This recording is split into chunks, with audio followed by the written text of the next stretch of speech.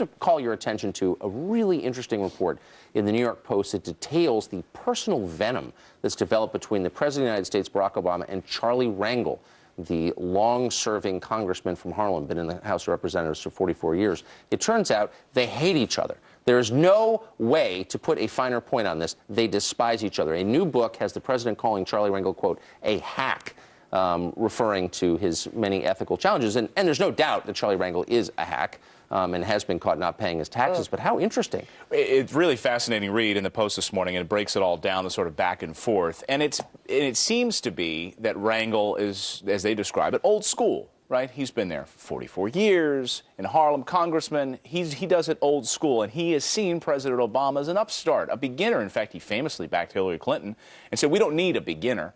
So maybe there's that long-standing resentment from the Obama camp. And then, of course, when he was elected and brought into office, Charlie Rangel thought that he would have access to the White House, right, as chairman of the House Ways and Means Committee. But turns out, no, he didn't. He didn't get access to the White House. And who did? Al Sharpton. Al Sharpton is the African-American leader the White House went with for their community outreach. They went with Al Sharpton over Charlie Rangel. But here's the real difference. By the way, Charlie Rangel has been pretty honest about the failures of Obamacare, to his great credit. But the real difference is one of style. Charlie Rangel, whatever you think of him, his corruption, his left-wing politics, Charlie Rangel likes other people. He is a warm person. Spend an afternoon with Charlie Rangel, I have many times.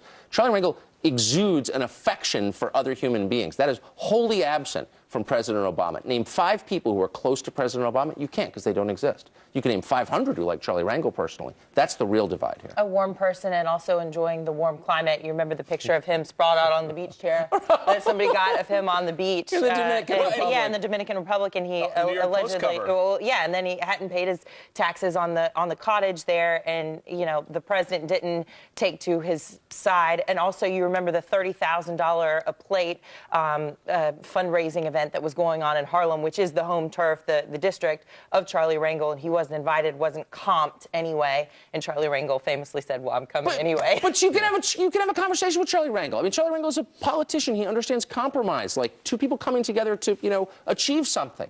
You go over to the White House, the Obama White House, they just want to lecture you about how they're morally superior, and shut up and obey is their position on everything. So these guys are never going to get along because one has a realistic understanding of human nature and the other thinks he's Jesus. Yeah. More on that coming up in the show because there's more details in that story coming out. But first,